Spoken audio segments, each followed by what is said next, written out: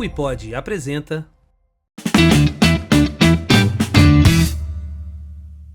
Fala-se muito sobre felicidade, sobre propósito, sobre o que realmente faz a vida valer a pena.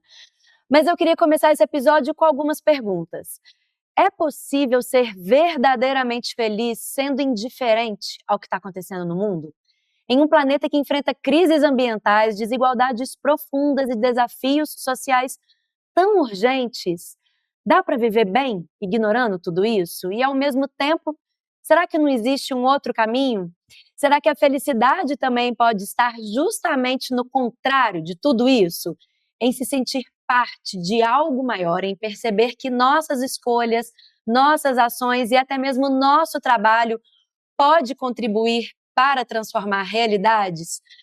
Quando a gente fala de liderança e propósito hoje, talvez seja impossível separar essas ideias das grandes questões, do nosso tempo. Será que liderar também não significa desenvolver um olhar mais atento para os impactos que geramos nas pessoas, na sociedade e no planeta? E será que, no fim das contas, não existe uma forma de felicidade ainda mais profunda, quando deixamos de ser apenas espectadores e passamos a ser agentes de transformação? Para conversar sobre tudo isso, eu recebo hoje alguém que tem provocado muitas boas reflexões sobre felicidade, propósito, liderança. Pedrinho Salomão, que prazer ter você aqui no Na Boa, viu? Silvinha, que boa ideia a gente estar aqui junto, né? Muito legal. A gente que se acompanha. Obrigado pelo convite, obrigado pelo espaço. Vamos falar sobre tudo isso, sobre esse caldeirão de coisas boas que você trouxe aí. Pois é, eu já acompanho o seu trabalho há bastante tempo, né? Inclusive, eu te convidei para participar do programa de final de ano lá do Aceleradores do Bem, um quadro que eu tinha na Rádio 98, e você prontamente me atendeu, assim como agora, né, com esse convite aqui no Na Boa. Obrigada por isso, viu? Você, como Eu- sempre, um querido. E eu queria te apresentar, porque se é que ainda não existe alguém que te conheça, né, eu queria que você contasse um pouquinho como é que foi essa construção para ser hoje um dos maiores pensadores aí da nossa atualidade, e esse direcionamento para lideranças mais conscientes, mas mais que isso, para o público em geral também, né, Pedrinho?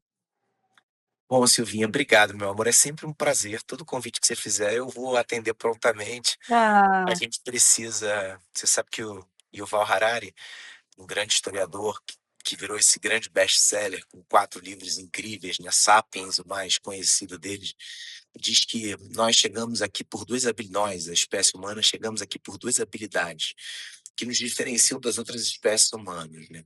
Uma é a nossa capacidade de viver em bando, o que e bando para ele é acima de 50. E a outra característica é a nossa capacidade de fofocar, né? Então, eu adoro essa conversa. Ele fala que a gente é bom de falar sobre essas histórias, enfim, sobre esses mitos. E a gente está num momento de escassez de conversa. Então, todo espaço genuíno, bom, assim, de conversa, para mim, é sempre um prazer habitar. E essa história começou, se via muito, de forma muito natural e orgânica, e segue assim.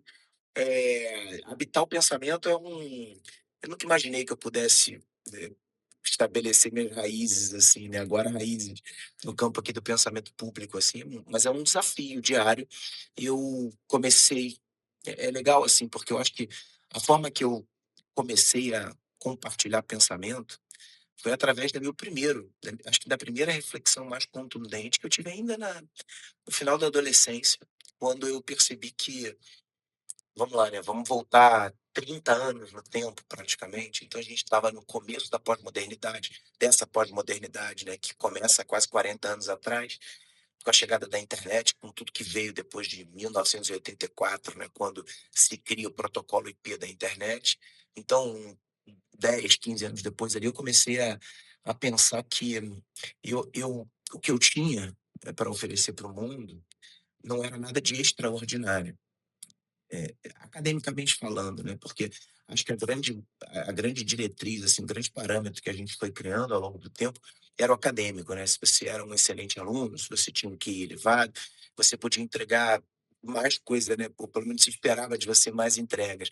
E eu vi muito isso com as minhas irmãs. Eu sou temporão de uma família, minhas irmãs, minhas primas, todas geniais, todas acima da média, todas, uma médica, advogada, outra engenheira, todas com doutorado. E eu olhava aquilo como o mais novo de todos, né, eu olhava aquilo e achava aquilo intangível. E é verdade, se você via assim, olha, eu achava aquilo, eu falava: "Meu Deus, como que uma pessoa pode fazer doutorado? Como que uma pessoa pode fazer medicina?", né, minha irmã mais velha, na federal, como é que você como minha irmã foi estudar em Colômbia, Nova York, eu achava tudo aquilo muito distante da minha realidade, mas eu percebia, em vez de tentar me enquadrar dentro de alguma coisa que para mim era impossível, eu comecei a ver um valor do ordinário. E a partir daí, o que estava na ordem do dia, né, o que era o óbvio, que a gente teima, né, em não acessar, em não olhar, em não ter contemplação para as coisas que acontecem, muito novo ainda eu comecei a ver que isso tinha valor. E aí eu comecei a pensar dessa forma. Bom, faz um grande recorte de lá para cá, eu fui experimentando o valor do ordinário. E é legal porque quando você eu acho que no pensamento, a minha bandeira, né, eu não gosto disso, mas se eu tivesse uma bandeira de filosofia, seria uma filosofia do ordinário. Acho que a gente precisa resgatar o valor do ordinário, sobretudo nesse mundo que você começou na sua introdução falando, né? Apresenta para gente hoje, por conta da facilidade da gente acessar as histórias, apresenta para gente, às vezes, muitas coisas complexas. A gente fala, meu Deus, está acontecendo tanta coisa no mundo, como é que eu posso viver um ordinário? Dá para viver o simples? Dá para a gente simplificar essa nossa trajetória no mundo? Na minha opinião, dá. Então eu fui construindo toda essa narrativa, essa história, essa retórica em cima desse ordinário. Maravilhoso. Agora, existem vários caminhos para isso, né? E para também despertar esse olhar, né? Você fala muito em relações mais humanizadas, de afeto e empatia nos ambientes organizacionais, né? Você fala muito para as empresas, né? Quais ferramentas que você diria, quais ferramentas e caminhos você sugere para que isso seja construído e necessariamente, quando a gente está falando aqui de lideranças, tá? Isso deve vir de cima, começar por elas, para que aí sim isso vá se espalhando ali por toda a organização? Pô, você trouxe 2 coisas super interessantes para a gente começar a pimentar o papo, assim, né. Primeiro a gente criou esse default no mundo corporativo, de que o exemplo arrasta e que ele vem de cima. Eu não acho que necessariamente funciona assim, tá, Silvinho. Eu acho que hoje, primeiro, no meu segundo livro, Líderes, com Y e com Z, esse livro me deu a honra de ser finalista do Jabuti, ele tá bom, esse aqui, ó. Foi um dos 4, não é, Esse Pedrinho? livro aqui Um dos 4. é um dos 4, eu tô lançando o 5º agora, né. Esse livro, ele ele nasce com a ideia de trazer uma visão explanativa, de um novo olhar para a liderança. Não para virar um manual, não tinha nada disso, mas nesse livro, a construção que eu faço, é de que a liderança não tem a ver com hierarquia. Então, a liderança não tem se você na verdade é o contrário, se você precisa do seu cargo, da sua patente, do seu título, do seu diploma, do seu crachá para liderar, você é tudo menos um líder. Você pode ser um chefe, você pode ser um ditador, você pode ser um autoritário, você pode ser um dono de alguma coisa, mas o líder é justamente quem não precisa de nada disso. E hoje, eh escrevendo agora, 10 anos depois desse livro, um outro livro sobre liderança, que se chama Liderança Silenciosa, é o livro que eu estou terminando de escrever agora, que também é uma autocrítica. O que eu vejo, o que eu trago no outro livro, o subtítulo é sobre fazer mais e falar menos. Então, liderança silenciosa sobre fazer mais e falar menos. A minha percepção é de que a maior parte do mundo anda, caminha, porque a maior parte das pessoas faz o que tem que fazer. Se a gente pensar no padeiro da padaria, no gari que está limpando a rua da esquina, em quem está abastecendo os nossos mercados com alimento, em quem está fazendo a segurança da nossa rua, em quem está no plantão médico, essas pessoas se automotivam para fazer o que tem que fazer.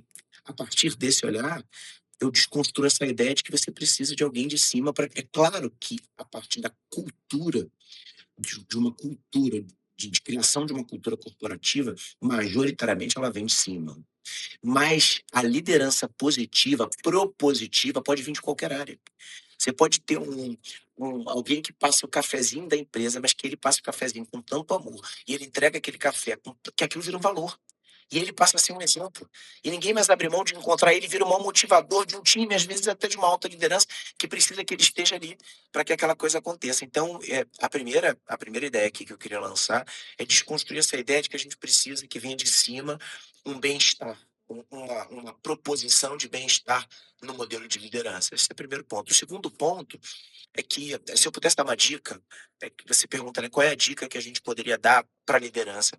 Eu acho que a gente precisa investir, eh, numa boa conversa, claro, mas informações humanizadas. É muito comum, você vê hoje na autoliderança, alguém fazer, por exemplo, atualmente, né, no tempo que a gente está gravando aqui, você fazer uma habilitação para utilizar o método Agile, ou você ir para os Estados Unidos para participar, que está acontecendo agora, inclusive, nesse tempo que a gente está gravando, uma feira de tendências. Claro que tudo isso é importante, mas e a filosofia? E a história? E a sociologia? E a psicologia? Eu acho que quando você vai tendo essa responsabilidade de conduzir mais pessoas parrafitas, né, em humanizar ambientes, você precisa resgatar o que de humano existe em você. Se você lê, a técnica, se você lê a última técnica ou a última metodologia, associada ao modelo que você está usando pra beleza, tudo bem, isso é necessário, mas e os grandes clássicos? E aonde que você vai e como é que você não vai ler um Shakespeare da vida, e como é que você não vai ler um Bauman na sociologia, e como é que você não vai ler um Kierkegaard para falar de angústia, se a gente vive hoje tempos de angústia? Então, assim, como é que você não vai ler um Byung-Chul Han? Por que que a gente não faz ciclo de leitura? E olha, eu não estou falando de forma utópica não, nem, e nem aqui, eu não estou flertando com uma ideia romântica, mas eu acho que a liderança precisa ler os clássicos, ler livros e falar: "Olha, cara, tá bom, se esse cara aqui pensou na sociedade do cansaço, vamos entender que sociedade do cansaço é essa". Estou citando aqui o Byung-Chul Han. Ou se o Bauman pensou no mundo líquido e esse mundo está perdendo sua forma, cara, vamos ler esse livro junto aqui. Eu acho que se a gente tivesse isso nas organizações, e que bom que hoje, pós muitas palestras que eu faço, eu sou chamado para conduzir esses espaços e dá certo. Então eu acho que a gente precisa investir nessas humanidades. Maravilhoso. Você falando aí, eu me lembrei de uma experiência que eu tive recentemente de uma empresa aqui em BH, mas que ela é nacionalmente conhecida e eu falo com muito orgulho mesmo, porque eu acho que bons exemplos têm que ser divulgados, né? Que é a Patrus Transportes. Toda terça-feira eles têm o Patrus Talks. Olha E que o dono da maravilha. empresa entra, eles entram num Google Meet, uma coisa assim, e ele conversa com as 95 filiais. E ele fala sobre o que a gente vai falar hoje. Às vezes eles já trazem alguns Olha temas, que legal. às vezes não. Como é que é o Eu nome fiquei dele? encantada. Simples, né? Como é que é o nome dele? Simples. Patrus Transportes. Não, não, do CEO que você fala que fala. Ah, é o Que Marcelo legal. Patrus.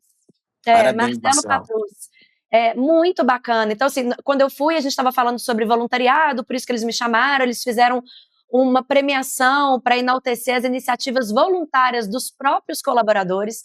Quando os colaboradores percebem alguma dificuldade com o colega, com quem está ali do lado, e eles mesmos encontram soluções para resolver ali aquela questão ali do colaborador. E aí o CEO teve a ideia de fazer o prêmio Provar, que ele enaltece essas iniciativas ali dentro da organização. Incrível, né? E se você parar para pensar, só evoluindo aqui, né, fala-se tanto de vulnerabilidade hoje, mas sobre um lado de você contar uma dor. Essa é a melhor vulnerabilidade que tem. Quando você tem um CEO se humanizando num bate-papo, que não necessariamente precisa ser de uma dificuldade, pode ser de uma trivialidade, pode ser do futebol, pode ser do que quer que seja. Você humanizou, você vulnerabilizou no sentido de despir, de tirar essa carapuça de que ele é alguém temido, alguém que pode estar. E aí você humanizou a empresa. Você sabe que tem. Você estava falando na introdução sobre como que a gente traz a felicidade para esses, né, para esse mundo complexo, cheio de problemas. Enquanto você estava falando, eu resgatei bem aqui na prateleira dois livros de dois autores que eu adoro. Um é do Hans Rosling e o outro é do Rutger Bregman, que são dois autores, né? O Hans Rosling já faleceu, era um médico. Que ele escreveu Factfulness, né? Esse livro é muito legal porque o hábito libertador de só ter opinião baseada em fatos. E aí ele mostra que quando a gente está baseado em fato, a gente está vivendo o melhor mundo de todos os tempos. É um mundo que tem mais paz. E o Ruth Van Bregman, uma história otimista do homem, é a mesma coisa, né? Quer dizer, é um viés parecido como historiador, e ele fala sobre como que se a gente olhar as coisas de fato como elas são, a gente vai perceber que a gente vive no melhor mundo de todos os tempos. Então, isso também vale para esse porque por que que eu trouxe esses 2 exemplos aqui para você? Porque quando a gente começa a falar, nós todos, né, de uma maneira, eu, você, todo mundo, quando a gente começa a a pensar nos problemas do mundo, a gente deixa de pensar que a gente vive a maior era de conveniência da história. Nunca foi tão a gente sabe, a gente acabou de viver isso aqui. A gente resolveu um problema técnico da plataforma em 10 minutos, né. Assim, foram 10 minutos para resolver um problema técnico. Nunca se teve tanta conveniência na vida, quer dizer, e em 10 minutos a gente ainda fica assim: "Olha, desculpa, né". O pessoal da técnica, eu falei: "Meu Deus, mas 10 minutos é nada, né". Quanto a gente já gastou com isso? Hoje a gente se tem que esperar 10 minutos para o transporte chegar no aplicativo, a gente já muda, a gente fala: "Cancela", porque a gente já não consegue mais esperar 10 minutos, quer dizer, Demorou, né? É. demorou, o nosso parâmetro, né, mudou muito. Então a gente precisa de novo olhar para o ordinário, para perceber que o mundo, não está tão ruim assim. E quando a gente começa a olhar para esse ordinário dentro do que está ao nosso alcance, com algumas questões aí envolvendo, por exemplo, social ou ambiental também, isso poderia também ser levado em conta, porque eu que trato muito essas questões, você também frequentemente aborda, né?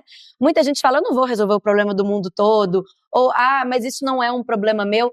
Até que ponto que essas questões também, elas entram no jogo também, quando a gente passa a ter esse olhar para o ordinário, mas também para o que está à nossa volta, sem ali cair naquela coisa do dia a dia, com os nossos problemas, com a nossa rotina, né. Eu tive uma aula a minha última aula da pós-filosofia foi com o ex-ministro do Butão, que, enfim, que implementou, né, o famoso felicidade Kibe, interna bruta, o KIB, é, né. E é um cara, enfim, diferenciado, né. Foram 4 aulas de 1 hora, então 4 horas com esse cara, né. uau. É é inspirador, assim. E ele fala sobre a abordagem dele é exatamente a sua introdução. Ele fala que a gente é doutrinado para pensar em universidades, em faculdades, em educação, a partir do conhecimento, né, e de adquirir mais conhecimento, mas ele fala sobre os afetos, né, sobre as pessoas, ele fala a gente esqueceu de cuidar do outro, de cuidar do planeta, de cuidar das pessoas, né. Ele usa a metáfora do green, né, do pensamento verde, né, mas ele fala: "Tá, é apenas uma metáfora". Mas e a gente, né, o que que a gente faz pelo outro? Porque se você não tiver como propósito cuidar desse grande planeta, dessa grande casa, né, na verdade você não está cuidando de nada, porque isso resvala em você. E aí, tem 2 coisas que me vieram à cabeça com essa tua pergunta. A primeira é de um conceito, da ecologia que quando eu tenho 46 anos, né, Silvinha, eu lembro que ecologia foi apresentado para mim na escola, só É. que era uma preocupação futura. Assim, a gente falava da ecologia pensando no futuro, e hoje a ecologia é uma preocupação presente. Então, acho que isso responde uma parte dessa pergunta. A gente caminhou de forma tão desordenada, aí eu vou deixar o meu lado otimista dos 2 livros que eu te apresentei. A gente, evoluiu de forma tão desordenada que virou alguma coisa emergencial. Esse é um primeiro ponto. Uhum.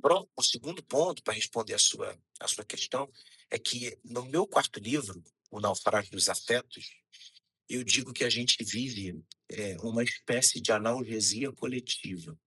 Eu acho que nós estamos anestesiados, tanto para as dores quanto para os amores.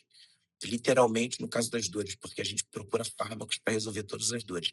E metaforicamente para os amores, porque quando a gente está num momento feliz, a gente está mais preocupado em contar, né, em diagramar, em registrar, e não em viver. E a gente deixa de viver aquilo que está acontecendo, e que de fato é um afeto, que nos transforma.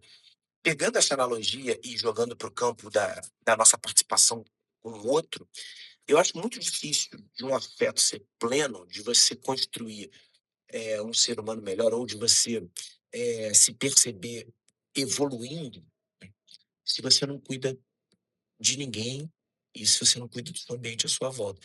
A maior recompensa que nós temos, na minha opinião, na minha humilde opinião, né, tem gente que vai dizer que a maior recompensa é o dinheiro, mas para mim a maior recompensa que você tem é o gesto real, verdadeiro, de agradecimento de alguém. Quando alguém chega e fala: "Cara, você me ajudou".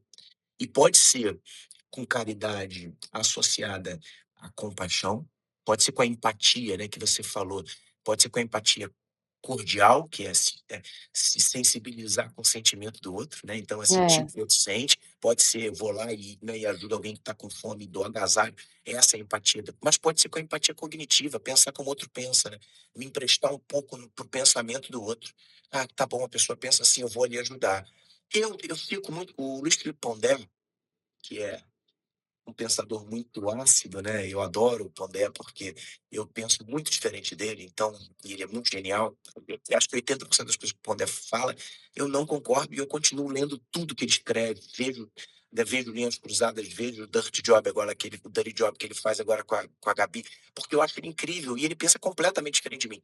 Ele fala, né, ele usa uma analogia, volta e meia ele usa essa analogia, ele diz que os nossos jovens querem mudar o mundo, mas não arrumam seus quartos. E eu também acho que é um pouco isso, às vezes a gente está muito preocupado em resolver o problema da humanidade, então acontece uma tragédia, eu vou lá e arrumo donativos, né, pra fome da África, mas eu não sento para conversar com os meus filhos, eu não erradico a fome de afeto que o meu filho tem dentro de casa. Então, eu acho que você começa, aí volta para o ordinário. Você começa fazendo olha, você abre as suas mãos aí, né, e levanta elas. Essa é a primeira zona de atuação que você tem que ter. Você abriu as suas mãos, você não consegue chegar nessas pessoas que estão aqui do seu lado, não adianta você cuidar da humanidade agora. Se você consegue resolver o que está aqui e resolvendo isso, você não transborda para fora, também não adiantou de nada. Maravilhoso, adorei, adorei essas analogias todas aí. E fiquei pensando muito quando você fala, eu achei incrível você falar que você não pensa como ele, mas que você consome, que você continua. Porque é muito fácil catequizar quem já está catequizado, né. Muitas Mole, né? vezes quando a gente vai levantando algumas questões sociais, ambientais, a impressão que eu tenho às vezes é que eu estou sempre falando para as mesmas pessoas e eu não quero falar para as mesmas pessoas, né. A gente tem que, provocar, despertar, conscientizar, mobilizar, enfim, vários verbos aí, cada vez mais pessoas, porque é uma questão urgente, como você também colocou aí. E aí, quando você vai conversar com líderes, ou até com as pessoas mesmo que ali não pensam como você, ou eu aqui que tento ali levantar essas questões do olhar à sua volta, o que está ao seu alcance, eu falo muito disso, né, de comece pelo que você já sabe fazer, por exemplo, né, vou dar um exemplo aqui da Patrus, é porque foi recente a minha visita lá, mas eles queriam ajudar o pessoal das chuvas de Juiz de Fora. Poxa, eles fazem transporte, não é? Foi assim que eles ajudaram. Então, eu falo muito isso. Quer ajudar? O que, que você já sabe fazer? O que está dentro do seu alcance, né? É, é, é assim que começa, olhando à sua volta, com as suas habilidades. Mas e aí? Quando você lida ali com aquelas pessoas que são mais resistentes ao que você fala, ao que pensa diferente como você, será que é todo mundo que tem essa facilidade de, peraí, deixa eu escutar o que essa pessoa está falando igual você faz? Então, Silvinha, esse é um desafio, mas você sabe que tem uma coisa que acontece de forma recorrente, sobretudo depois das palestras. A gente tem que tomar muito cuidado hoje, porque todo mundo se julga com acesso a conhecimentos diversos e múltiplos. No mundo corporativo, quando você não só no mundo corporativo, eu falo, por exemplo, às vezes para médicos, ou eu falo para alta liderança, ou às vezes eu participo muito de centros acadêmicos, né, então às vezes eu falo para pós-doc, às vezes sou convidado para terminar um ciclo de mestrado, por exemplo, em direito, né, ou em pós-doutorado em direito. E aí você sabe que aquelas pessoas têm um vasto repertório. Quando você chega querendo apresentar alguma coisa num formato, muito didático, as pessoas se desconectam. Quando você quer ensinar as pessoas hoje têm muita dificuldade de acharem que elas precisam aprender, porque a gente tem muito acesso à informação. Todo mundo acha que entende de tudo, mas a boa conversa é irresistível. Os modelos que eu adoto, né, quando eu vou fazer esses encontros, é transformar aquilo numa grande conversa. A maior parte dos exemplos que eu trago, eu belisco pouca coisa na literatura. Eu trago muitos exemplos que eu presenciei, que eu vivi, para que eles tenham, primeiro, verdade presencial, né, factual, mas que eles tenham também a interpretação, que eu possa gerar interpretações diferentes a partir daquilo. Se eu tenho 2 filhos hoje, né, tenho o Bento e a Maria, o Bento de 12, a Maria de 9, e eu tenho esse benefício, né, de conviver com eles, eu tenho a gestão do meu tempo me permite levar para a escola, buscar na escola. Toda vez que eu estou ali, por exemplo, com um ciclo de amigos dos meus filhos, é mais fácil, por exemplo, eu fazer uma análise sobre o filme que está falando sobre adolescência, por exemplo, que é um filme que foi super falado. Para mim, né, eu que estou vivendo naquele mundo ali e que participo, eu tenho mais insumo prático para falar sobre aquilo. Então, o que eu tento fazer é transformar essas reflexões em grandes conversas. Na maior parte das vezes, dá certo, porque, de novo, estamos carentes de boas conversas, né? O que nos fez chegar até aqui, a abertura do nosso papo, foi essa nossa habilidade de conversar. E você sabe, você vê que quando a gente desce um degrau, e quando a gente às vezes vai falar, por exemplo, com jovens, né, a dificuldade dos jovens se conectarem, de fato, né? Quem, eu e você, qualquer um com o telefone na mão, a gente está ali, né, fazendo scroll, vendo um monte de coisa, mas quando a conversa é legal, ela atrai, ela atrai e retém. Então, eu às vezes, eu tô com uns amigos dos meus filhos, e é muito legal isso, porque, e não porque eu sou diferente, mas porque eu me permito aquele espaço de tempo ali. E às vezes eles vêm e a gente, quando vai ver, está uma hora conversando, batendo papo sobre coisas diversas. Então, eu acho que esses formatos precisam ser restabelecidos, sobretudo dentro das organizações. Esses papos mais leves, que os conteúdos aparecem em forma de exemplo, é o que eu tento fazer e que, na maioria das vezes, dá certo. Sobre o diferente, não é fácil. A gente vive um inferno dos iguais.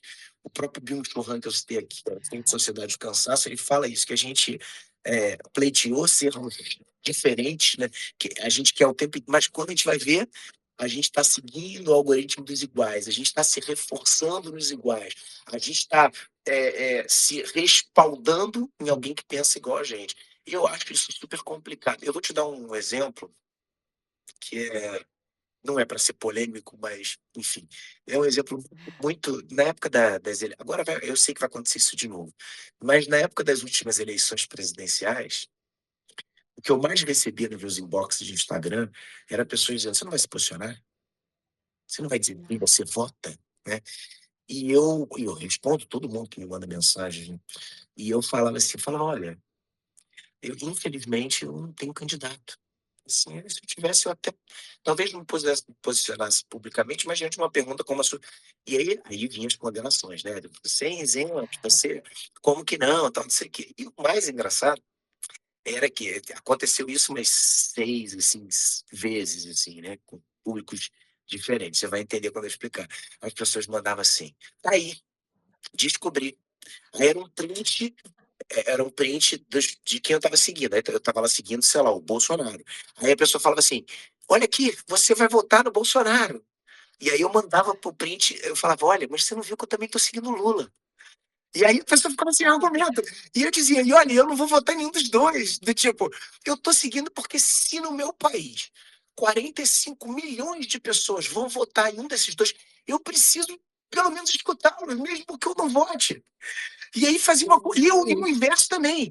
Eu sabia que você, filósofo, era de esquerda. Aí eu falava: gente, mas eu também estou seguindo o Bolsonaro. Aí o cara falava: mas como que você está seguindo os dois, então? Eu falei: porque eles estão capitaneando quase 70% da população do votante do país. Então eu tenho que entender por quê.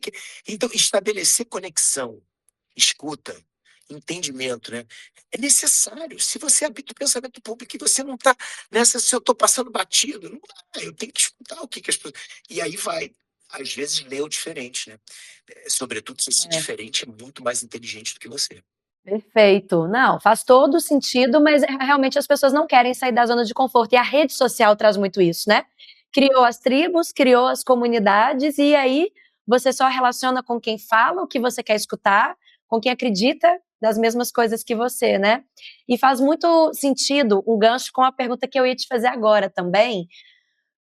Aí no Rio tem uma coisa que eu amo muito. Eu morei 8 anos no Rio, né? E já voltei tem um tempo, mas eu falo que tem uma coisa no Rio de Janeiro que nenhum outro lugar tem. É essa mistura, todo mundo junto e misturado, e você vê várias realidades, todo mundo ali junto, todo mundo compartilhando o mesmo espaço, né? E você vê isso muito frequentemente, pessoas que vivem aparentemente simples, muito felizes. elas têm esse olhar que você está falando aí, né? Essa coisa da família. Então a gente vê muito ali, principalmente as mulheres, né? Dando conta ali de 500 mil papéis, sempre com os filhos ali, sempre presente. E eu sempre passo muito ali na frente, por exemplo, ali do Vidigal, da Rocinha, eu gosto de olhar lá dentro, sabe? Eu sou daquelas que eu quero olhar lá dentro da casa. E geralmente a gente vê umas pessoas, se for final de semana então, elas não dependem do que a gente muitas vezes depende para ser feliz, né? Eu vejo, por exemplo, os projetos sociais também. O que eu vejo de empreendedores sociais que tiram água de pedra e que suam a camisa e que fazem mágica acontecer, e eles vibram. É um amor no coração, uma missão que eles têm ali, né? Como é que a gente explica essas nuances, Pedrinho, né? Dessa felicidade? Pegando o gancho aí já no seu livro, né? Da felicidade, do naufrágio dos afetos também, né? Como é que a gente vê esses contrastes que no Rio a gente tem muito ali explícito, né? A felicidade é ordinária. Essa é a resposta. Porque toda vez que você mira ou que você projeta a sua felicidade somente no extraordinário, você reduz a possibilidade de ser feliz. Porque, como o nome diz, é extraordinário, é alguma coisa que, com sorte, vai aparecer na sua vida. E se você tem um grande final de semana e tá tudo certo você buscar esse grande final de semana com uma grande viagem, quando ela acaba, e a tua segunda-feira é sempre um lugar de tristeza ou de angústia, o seu extraordinário, na verdade, vai fazer o papel de infelicidade para você. Agora, se você recebe esse extraordinário, com tudo que ele tem para te dar, mas quando você volta para o ordinário, ele é satisfatório, você está contente, contente no sentido de ter contentação naquilo, você aceita o extraordinário, mas você vive o ordinário. A maior parte das pessoas que experimentam essa felicidade plena são as pessoas que precisam de pouco. Quer dizer, o extraordinário representa o que é extraordinário, é um pouquinho acima da média, né? E aí a gente percebe isso nas pessoas mais simples. Você sabe que eu acabei de me separar da mãe dos meus filhos, em setembro. A gente está gravando esse programa aqui em março, né, tem 6 meses.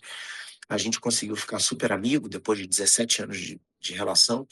E aí a gente estava muito cuidadoso com as crianças, né? Porque é a minha maior responsabilidade no mundo, são os meus filhos, né? De novo, não adianta cuidar da humanidade se eu não estou cuidando dentro de casa deles, né? A gente ficou muito preocupado com isso. A separação é sempre muito complicado para crianças. Eu sempre fui contra e sou contra, né? Acho que você tem que fazer de tudo para não separar, porque nenhum filho quer os pais separados, enfim. Mas, diante do posto, né? A gente estava cuidando, enfim, eu dialogando muito com os meus filhos. Eu, Bento, meu filho é jogador de futebol, ele joga no Botafogo, então ele tem uma vida de adulto, porque ele tem uma responsabilidade enorme, treina todos os dias, né? É, é a vida como ela é, o esporte traz isso, né? Perde, ganha, você tem que conquistar o seu espaço, você lida com a dor, com o processo. O extraordinário é o jogo do final de semana, mas o ordinário é extremamente. Eu adoro o esporte, por isso que eu incentivo os dois no esporte. E aí a gente estava conversando sobre casa, enfim. Ainda não tinha decidido que eu ficaria eu fiquei no apartamento, né? Marília foi para um outro apartamento, enfim. E aí na conversa o Bento virou e falou assim: papai, a gente mora na zona sul do Rio, com muito conforto, é, tudo fruto de muito trabalho, né? Nem eu nem a mãe tivemos vida fácil, a gente conseguiu aqui nossas conquistas juntos, e aí, quando dividimos juntos também, deu tudo certo. O Beto virou para mim e falou assim: papai, a gente pode morar numa comunidade ou a gente pode morar na, no subúrbio, pai. Aí eu falei: Bento, papai adora a vida suburbana, né? O papai, a alma do papai é essa, o papai adora o samba, né? O papai adora a rua, o papai. Eu adoraria, mas tem muito conforto aqui na tua vida, né? E a escola que você trabalha, teus amigos, enfim, tal, tudo. Mas a gente pode ter uma casa de final de semana no sul. Eu adoraria, é uma ótima ideia, né? A gente.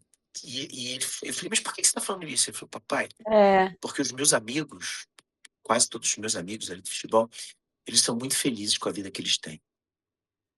Eu achei tão bonito aquilo, né? E o Bento perceber isso, porque. olha, E ele me explicou, ele falou, papai, todo final de semana as portas estão abertas e eles se encontram. eles não precisam marcar de ir para casa um do outro, porque tá todo ele usou essa metáfora, porque aqui na minha casa é hub de amigo, né, então todo mundo vem todo final de semana, quer dormir 8, 10, dorme, eu adoro.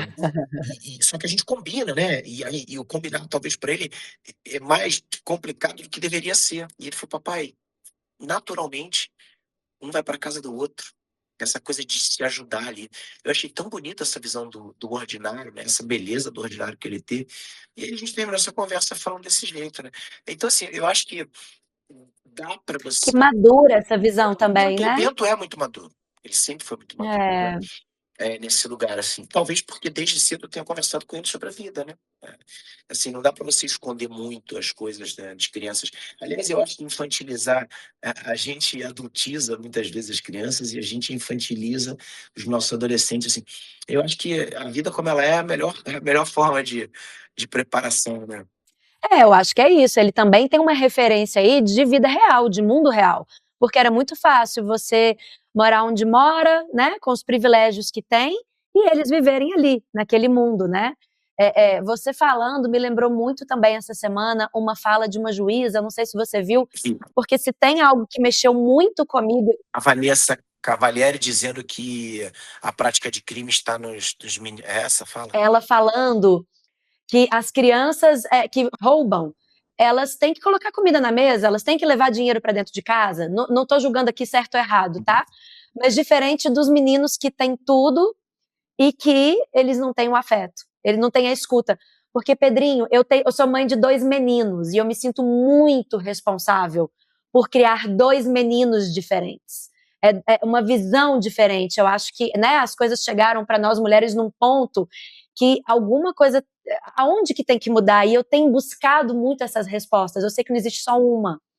Então, fiquei pensando muito nas mães desses meninos. Claro que na mãe dessa menina também, do que ocorreu aí recentemente em Copacabana, com essa menina que sofreu esse estupro coletivo. Penso muito na mãe dessa menina, mas eu penso muito na mãe desses Eu meninos, também. né? Porque eu penso assim, eu sou mãe de menino, então como é que elas devem estar? E um pai que trabalha com direitos humanos. Sabe quando me deu um nó na cabeça? Me deu um nó e escutar essa juíza me deu até um alívio, porque eu pensei assim, poxa, nesse quesito, pelo menos eu acho que eu estou conseguindo cumprir o meu papel. E é mais simples do que a gente imagina, né? Eu tenho buscado perguntas que às vezes podem ser complexas demais, e ela me deu uma resposta que eu falei: epa, acalma seu coração, você está no caminho certo, sabe? Silvinha, essa história, essa história que aconteceu agora, eh, infelizmente ela é muito mais comum do que a gente imagina, e os nossos filhos não estão livres de se meterem numa enrascada, porque e assim, eu tô sendo polêmico, eu não quero ser polêmico aqui, mas eu posso acabar sendo, né. Eh, a gente vive hoje de novo, né, a gente falou aqui do inferno do igual, eu falei sobre isso. Tem o livro do Gustavo Le Bon, que é um livro maravilhoso que chama Psicologia das Multidões, que diz como que o indivíduo se perde. E aí eu vou sair desse exemplo para tentar ser menos polêmico, numa coisa que causa muita dor quando é falado, e vou para o exemplo do futebol. O que se faz hoje torcendo por um clube é e e e de certa forma é naturalizado, né, porque quando as pessoas vão para o estádio para brigar, e não é para brigar para xingar, é para pegar um pedaço de pau e bater na cabeça do outro. Assim, nem nas cavernas eu acho que a gente era capaz de, por tão pouco, brigar. A gente brigava, mas com mais motivo, né. Hoje, diante de uma metáfora, de uma narrativa, porque o futebol eu amo futebol, amo, amo, assim, né. Adoro Eu assistir também com isso com meu adoro. filho, mas é uma narrativa, né. O que que é um time? É uma convenção, e por causa dessa convenção você mata alguém. O que eu que aonde eu quero chegar? Eh, eh, reforçar o indivíduo, criar um repertório cognitivo, emocional e moral numa criança hoje é muito difícil, porque o mundo está tão difuso, o mundo está tão confuso, difuso e confuso, e ao mesmo tempo te apresenta tantas possibilidades, que se a criança, teus filhos, meus filhos, nossos filhos, filhos do mundo, não tiverem essa presença, né, essa escuta vem de todos os lados. Não, de novo, né, eu comecei falando que a gente vive no melhor mundo de todos os tempos, mas ao mesmo tempo, a gente nunca esteve tão exposto. né? Então, assim, eu tive uma conversa com meu filho imediatamente depois. Meu filho tem 12 anos. Imediatamente do ocorrido, eu sentei para conversar com ele. E a minha abordagem, eu não sei de outros pais, não sei a sua, mas a minha abordagem foi o seguinte: olha, o que pode parecer distante para você, eu voltando na minha infância, mostra que era muito mais próximo do que da minha adolescência, da idade que o Bento tinha, é muito mais fácil ter acontecido. Por quê? Porque você pode ser levado a isso. Inclusive porque não se sabe mais limite, né? É a história. Eu adorei, né? Teve uma metáfora muito legal, assim, de alguém que trouxe na internet. Eu até compartilhei isso, né? Que era de alguém dizendo o seguinte: olha, se eu tenho R$ 5 e eu não quero te dar, e eu saio andando Eu com vi. esse, você viu, é maravilhoso, né? E você toma esses cinco Maravilhoso. reais meu, esses R$ 5 é meu, mesmo que eu estivesse mostrando ele para todo mundo, você não pode roubar. Se eu deixo ele na mesa e você toma, ele é meu, ele continua sendo meu, você não pode pegar. É um pouco isso. Então, assim, hoje, né, os limites estão meio. É o mundo líquido do Bauman. Tu perdeu a forma, né? Então, assim, mas eu ainda escuto pessoas dizendo ali, né? Ah, mas ela foi para. Tudo bem, mas, cara, mesmo que ela tivesse ido com consentimento, e ela dissesse, gente, eu me arrependi, eu É, não quero mais. é, É o indivíduo, é a é. liberdade do outro. Então, eu acho que é isso que a gente. E, de novo, são conversas difíceis, Silvinha, que a gente está se esquivando. Sabe o que eu vejo hoje? Olha, eu vou te falar um negócio que me assustou. O Bento. E outra coisa boa, positiva, né? Quando a gente separa. A primeira coisa que as pessoas falam: vocês já botaram o Bento na terapia? Mas quem disse que ele precisa de terapia agora? Porque assim, e aí a terapeuta da Marília, não, né, não a minha, eu não faço terapia, mas a terapeuta da Marília falou: olha, ele não precisa de terapia, porque ele já está tendo essa conversa com vocês. E vocês estão bem, se vocês tivessem brigado, mas como vocês estão conversando muito, e ele Já dá percebe, uma base. cara, vamos continuar a conversar com eles. Então, tudo É, a gente terceiriza hoje, né, Silvinho? Então, assim, sabe é. o que que acontece? O que eu acho hoje é que a maioria dos pais pensa assim, ó. Ai, eu vou rezar, eu vou botar numa boa terapia, eu vou botar numa escola, né? Eu vou cobrar da escola. Eu vi isso agora, fiz reunião da escola do meu filho agora, e as pessoas estavam cobrando. Olha isso. Olha só, olha que loucura. Uma das mães virou na reunião da escola e falou: olha, eu queria saber como é que vocês abordaram. A reunião foi agora. A gente está gravando esse programa numa sexta.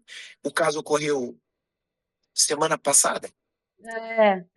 Veio A à gente tona, né? Na verdade, o quê? 2 semanas, Duas né? semanas. A É, reunião foi na terça é. dessa semana, ou seja, não tinha nenhuma semana de que tinha vindo à tona a escola, a reunião da escola que eu fui do meu filho, alunos de sétimo ano de ensino fundamental, e uma mãe falou: olha, eu queria saber como é que foi abordada a história. E a escola falou: olha, a gente ainda não abordou, porque isso não veio. A gente aborda sobre vários temas, mas se eles trouxerem isso pra a gente vai achar que eles estão preparados, então tá tudo bem. Aí a escola falou, aí a mãe falou assim: mas como que vocês não abordaram? Aí a devolutiva de um dos pais foi: mas vocês abordaram dentro de casa para essa mãe? Foi não. Ou seja, ela não abordou dentro de casa, mas ela queria É, que a escola abordasse dentro de casa e ela ainda queria julgar como que tinha sido essa abordagem. E assim, eu não estou é, criticando essa mãe. O que eu estou dizendo é: a gente terceiriza tudo. E a gente está querendo tudo. terceirizar a educação de filho. Não vai dar bom. E isso vale para tudo, né, Pedrinho? Quando a gente olha as questões sociais, Para a liderança, mas isso não é problema meu, mas isso é do poder público. Ah, não, mas isso é a empresa que tem que fazer. Ah, o ambiental, não, isso não é problema meu. Ah, mas o produto já chegou assim para mim. Ah, mas tudo, né? Tudo a gente tem essa, não sei se é o automático, né? essa mania, né, de Essa terceirizar. mania de terceirizar. Sabe que até, pegando um gancho em tudo que a gente tem mania de terceirizar, se não me engano é na França, que agora eles colocaram o lixo como responsabilidade de cada um. Então você comprou, não é? Essa responsabilidade agora passou a ser sua. Então não é mais agora você quer descartar, então você que se vire para dar o descarte correto, porque esse produto agora é seu, você comprou, ele é seu, né? É o que eles chamam de responsabilidade compartilhada, quando a gente fala dessas questões, né? É isso, é a gente colocar realmente no colo, não colocar no colo, mas distribuir a responsabilidade, E né? que isso valha para os afetos também, né, Silvinha? É, Porque Quando você falou da liderança, né? Mas isso não tem que vir da liderança. Olha o peso que a gente tira desse líder. De peraí, não é tudo culpa sua. Não é tudo que tem que partir de você, né? Isso pode vir de qualquer um ali, né, presente. Então, é, é, é realmente esse termo responsabilidade compartilhada que a gente usa muito para as questões de sustentabilidade serve para tudo, né? para tudo. para tudo. E a gente está fugindo disso, né? A gente não quer mais ser responsável por nada, né? Nem por ninguém. É, é. E aí, como que a gente mantém, então, a fé, essa visão voltada para o lado cheio do copo e inspirar para que cada vez mais pessoas partam para ação, sejam agentes de transformação, tenham esse olhar mais humanizado, né? Que eu sei que você tem, que eu tenho, a gente sabe dos problemas todos, mas a gente sempre tem esse olhar, peraí, gente, tem muita coisa boa acontecendo. Peraí, tem muita coisa, né? A gente acabou de dar um caso aqui que deixou todo mundo assim, sem palavras, mas peraí, tem muita coisa boa acontecendo também, né? Tem gente que fala para mim, nossa, mas você vive no mundo da lua, né? Eu falo, mas eu só conheço gente boa, eu só trabalho com gente boa, apresentando coisas boas, como é que a gente mantém isso no dia a dia? Bom, os 2 livros que eu mostrei no começo, eles são bons alicerces técnicos, né? É, e acadêmicos, para que a gente entenda que a gente vive no melhor mundo de todos os tempos. Eu acho que vale sempre um exercício de consciência, Silvinho, para a gente perceber que a gente conquistou como humanidade, né? Onde que a gente chegou. Só que também vale o ponto de equilíbrio, o peso e contrapeso, é a gente perceber que mesmo diante de tudo isso, a gente ainda causa tanta dor. A gente, para mim, é muito complexo imaginar que com tanta possibilidade de diplomacia e de comunicação a gente viva tantas guerras, né? Olha, a gente vive o maior tempo de guerra de todos os tempos, assim, do tempo recente, da história recente. Na pós-modernidade, com certeza, né, porque a gente está com guerra em todos os cantos, em todas as partes. Então, eu acho que ter consciência, viver o otimismo irremediável. Certa vez o Karnal foi falar de mim, escreveu um artigo sobre, acho que na Folha de São Paulo, sobre um dos meus livros, ele falou que eu era um otimista irremediável. Eu sou. Eu vejo sempre o lado bom da vida. Mas você não pode, diante do lado bom, fechar os seus olhos para as possibilidades de escorregada que todos nós temos, né? Então, a visão otimista, ela está baseada nos fatos. Você olha para o lado, você vive num mundo onde a gente erradica cada vez mais as doenças. A gente tem uma cientista brasileira da UFRJ que está conseguindo trabalhar em cima, acho que da maior imagem de dor que a gente tem como ser humano, né, que é a tetraplegia, né? Alguém não conseguir perder os movimentos. E acho que para todo mundo isso causa. Porque você está aprisionado dentro do corpo e ela está conseguindo esse trabalho. Quer dizer, a gente evolui, né? Com vacina, a gente passou por uma pandemia e que o prognóstico era péssimo e a gente saiu disso. Quando você olha tudo que a gente está vivendo, né? A gente está experimentando a longevidade, né? A gente está vivendo tempos em que a gente pode cuidar mais da saúde dos nossos filhos, a gente está erradicando a miséria absoluta, a gente, quer dizer, é tanta coisa positiva. Então a gente é só olhar para os fatos que a gente tem um positivo. Mas o que que a gente tem que fazer? Qual é o exercício para continuar atuando? Você falou de protagonismo. Você olhar que mesmo diante disso tudo, do seu lado tem um feminicídio, do seu lado tem uma guerra, do seu lado tem uma desigualdade abrupta, né, de condições, do seu lado tem um deslizamento, do seu lado tem a natureza atuando, né? E a natureza é muito mais forte do que a gente, do seu lado tem um afogamento, do seu lado tem uma mãe que perde o filho. Então, é a contingência. Para quem tem fé, talvez não se utilize do termo contingência. Mas para quem não tem fé, você pode ser um cético. Cara, qual é a contingência? Os niilistas, né?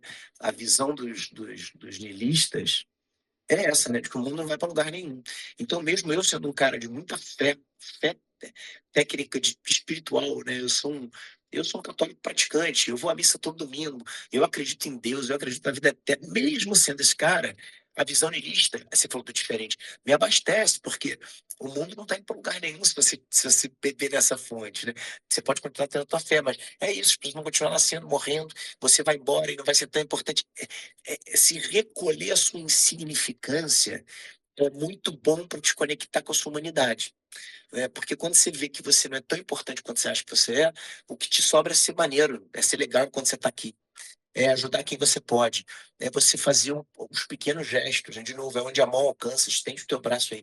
Você tem que atuar esse é o teu primeiro compromisso. Então, eu acho que você mantém esse otimismo quando você olha para o simples, de novo. Maravilhoso, maravilhoso.